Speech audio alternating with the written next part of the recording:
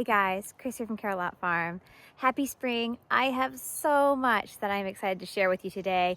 From finishing up this asparagus bed to having planted my sugar snaps, I've got kale going in, and we've got tons of other crops that we started from seed indoors, some of which are ready to head to the garden soon. So I'm so excited. Let's get to it. Today is March 10th and I have just pulled my winter broccoli stalks.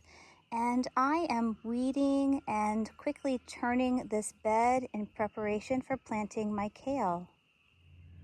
Finding some good earthworms, always a good sign in the garden. I am very happy with the state of the soil. It's soft and pliable, it's nice and warm, and it's got a good amount of moisture without being too wet. It should be perfect for planting. Because the kale seeds are so small, I am going to loosely spread them around and then gently cover them with soil that I have scraped to the edge, and that way all of my seeds will be centered in the middle 2/3 of the bed. You can see just how small these seeds are, not much bigger than a poppy seed. Because these seeds are so small, I'm going to gently rake across a little bit of that soil that I have scraped to the side, and that should be plenty to cover them. Because these kale seeds are so small and the bed is very tender, I do want to be sure to cover it with netting and to close the ends so that the cats do not go inside and scratch around. Hey guys, I'm out in the spring garden and we're getting a warm spring shower right now, but it's going to transition to freezing rain and snow potentially by the end of the day.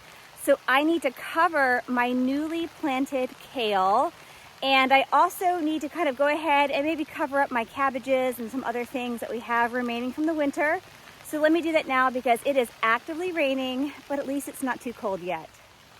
This early shower is quite wonderful. You know, I planted my kale and I also planted my sugar snap peas. So a little rain is perfect and nothing has yet sprouted. So I think we're in good shape. You can also see we have not gotten around to tilling. Our tiller needed new tines. We replaced those, went to fire it up, and apparently it now needs a new engine. So it has all new parts, and hopefully this weekend we'll till, because next week is St. Patrick's Day and the potatoes need to go in. I did intentionally plant my kale directly beside my cauliflower. That little head is getting a little bit bigger every day, so everything will be covered by the same oversized garden cloth, which I'm so happy to have. Nothing has sprouted like I told you, and so probably they didn't really need to be covered. The cabbage is a colder weather crop, and so it should be fine with, low 30s. However, it is still good practice to cover everything when you see potential cold weather coming, because sometimes we do get a colder snap than we are anticipating, and we have had crops nipped. So that was a quick little cover up, and now I'm gonna head inside. Inside the house, we have all sorts of things I want to show you now. We have been starting seeds indoors as early as the first part of February. My husband is the seed starter, truth be told, and he has started so many different things. We have collards, we have leeks, we have shallots, we have lettuce, we have broccoli, we have cabbage. He's even started some bok choy, first time we've ever grown that. And we also have something very, very special that is new this year that we want to talk about now. For the very first time, we have taken our sweet potatoes from the fall, and let me show you.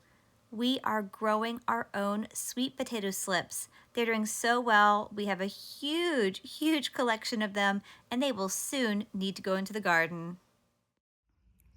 So it's been a week now since I first started weeding the asparagus bed. And I think I have spent 3 to 4 or more days out here, pulling anywhere from 30 to 60 plus minutes at a time. The bed is finally relatively clear of weeds. It's as good as I'm going to get it. And I want to show you because after I do, I'm going to be putting some more soil on top, and hopefully those asparagus crowns will survive and we'll get some sort of a crop this year. But again, time will have to tell because I just have no idea how much damage has truly been done to the bed. I first want to show you just how many weeds we had. The whole bed was completely covered. So I spent many days, like I told you, weeding It looks a lot better, but I was finding that there are tons of asparagus roots and even more concerning asparagus crowns that have been exposed. And that's what I'm really worried about with this bed right now. We've gone about getting soil several different ways over the years.